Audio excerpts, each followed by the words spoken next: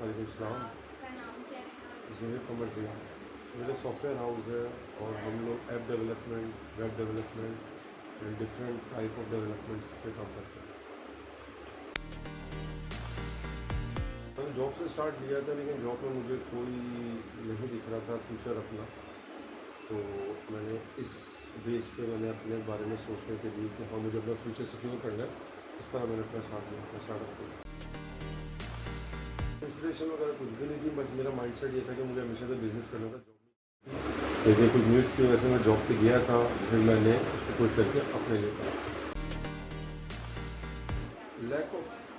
Lack of finance ही होता है सबसे ज़्यादा चैलेंज। तो पाकिस्तान में इन्वेस्टमेंट्स होती हैं, एक अच्छी टीम बिल्डअप करना होता है, तो इसी तरह की डिफ़िकल्टीज होती है। इससे ज़्यादा तो कुछ आप फेस नहीं करते एटलीस्ट पाकिस्तान में। मैंने उसको ओवरकम करने के लिए मैंने डिफरेंट बिजनेस और डिफरेंट छोटी छोटी जगहों पे इन्वेस्टमेंट्स करी थी। छोटी छोटी जगहों पे मैंने सेल्स मार्केटिंग करी थी खुद जाके पर्सनली। और मैंने मेजॉरिटी जो लोगों को टारगेट करा वो मेरा हमेशा से यूएस और यूके ही थे। मैंने रिंग्स तक सेल करी है, मैंने ज्वेलरी सेल करी है, मैंने डिफरेंट प्रोडक्ट सेल करे हैं, जस्ट लाइक कि आपके मोबाइल कवर्स होते हैं, इस तरह की चीज़ें, just to start up my own business. तो मतलब आप ये बाहर ही से करते मेजॉरिटी मैंने हमेशा अपना प्रेफर करा है कि मैं बाहर के क्लाइंट को डील करूँ, क्योंकि आपको पता है यहाँ पे आपको प्रॉफिट मार्जिन भी अच्छा नहीं मिलता और आपकी जितनी भी मेहनत होती है वो भी वेस्ट होती है।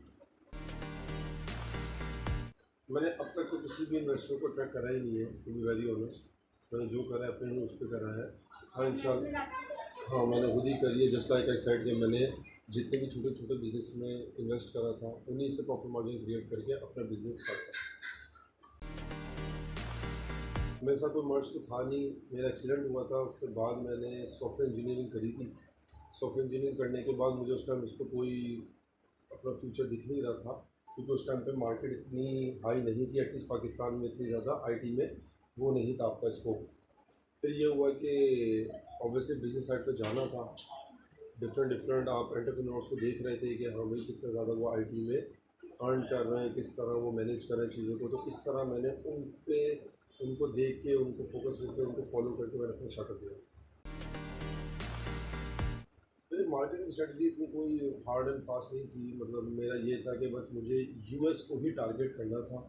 और यूएस को टारगेट करने के लिए मैंने कभी भी ये नहीं सोचा कि मैं मार्केटिंग रन करूँगा, पीपीसी रन करूँगा। मैंने ज़्यादातर मार्केटिंग अपने फेसबुक जीमेल के थ्रू ही, इसी पर मैंने ज़्यादातर लोगों को टारगेट करा है, ज़्यादा क्राउड को टारगेट करा है। क्योंकि मैं वो नहीं चाहता था कि मैं ज़्यादा इन्वेस्ट करूँ मार्केटिंग के ऊपर और मैं लॉस खाऊँ, क्योंकि मेरे पास कोई इन्वेस्टर तो था नहीं उस टाइम पे। लेकिन अल्हम्दुलिल्लाह मेरा बिजनेस इतना है कि मैं पीपीसी मार्केटिंग, गूगल मार्केटिंग, सब मार्केटिंग पे इन्वेस्ट कर। बहुत है सेक्रीफाइसेस, तो बहुत है। सबसे ज़्यादा तो आप अपनी फैमिली को टाइम नहीं देते। सबसे बड़ा तो यही सेक्रीफाइस है कि आपकी फैमिली आपसे नाराज़ ही रहती है कि आप कब आ रहे हो, कब जा रहे हो। फिर आपका फ्रेंड सर्कल में भी आप नहीं बैठते बिल्कुल। तो इस तरह की बहुत सारी सेक्रीफाइस है। फिर लॉस और प्रॉफिट आपको पता है बिल्कुल है। स्टार्ट में तो आप बिल्कुल ही माइनस में होते हो, मैं भी रहा। और मैं मोटिवेटेड था, मुझे था कि कुछ मुझे करना है तो करना है। मैंने किसी भी बिजनेस में अपने, भले सॉफ्टवेयर हाउस हो या मेरे, जब मैंने अमेज़ोन का अकाउंट बनाया था सेल परचेज के लिए, तो मेरा उसमें यही था कि मुझे करना है तो करना है। मैं अपने आप में ही मोटिवेट रहता था कि नहीं, मुझे वो टारगेट अचीव करना है। मैं ये नहीं कहूँगा कि मेरा कोई इंस्पिरेशन था या कुछ था। मुझे बस ये था कि मुझे अपनी फैमिली के लिए कुछ करना है, तो उसके लिए मैंने अपना सारा टाइम इन्वेस्ट करा। तो सबसे ज़्यादा मेन इंपॉर्टेंट चीज़ ही टाइम होता है। आपका अपना टाइम इन्वेस्ट करोगे, आपको डेफिनेटली तौर पर रिजल्ट अच्छा ही मिलेगा। हाँ बिल्कुल, मेरी जो टीम है वो बेसिकली मेरे एम्प्लॉयज़ नहीं है, वो मेरे कुछ उनमें से मेरे बेसिकली क्लासमेट्स हैं, जो मैंने अपने बिजनेस स्टार्ट करने के बाद उनको मैंने ज्वाइन करवाया। स्टार्टअप मैंने खुद लिया था बिल्कुल अकेले, उसके बाद मैंने अपनी टीम को, अपने क्लासमेट्स को मर्ज करा। फिर कुछ हायरिंग भी मैंने करी दी है। लेकिन ये कि इसमें हाँ बिल्कुल ऐसा है कि टीम, अच्छी टीम का होना बहुत इंपॉर्टेंट है। लॉयल्टी बहुत अच्छी थी और कंसिस्टेंसी आपको बिल्कुल इंपॉर्टेंट है कि हाँ आपको पंक्चुअल रहना है, आपको अपने काम में डेडिकेटेड रहना है।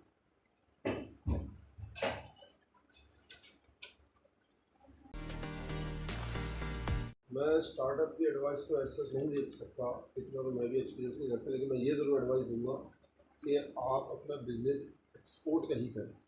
कुछ भी हो, भले आप सर्विसेज प्रोवाइड कर दें अब्रॉड में, इससे ये होगा कि आपकी अर्निंग भी अच्छी होगी। करेंसी का आपको पता है कितना ज़्यादा प्रॉब्लम चल रहा है पाकिस्तान में, प्लस आप अपने मुल्क के लिए भी मदद ही कर रहे होगे ना इन दी एंड। जब आप डॉलर में अर्न कर रहे हो तो डेफिनेटली बात है आपका मुल्क भी अर्न कर रहा होगा।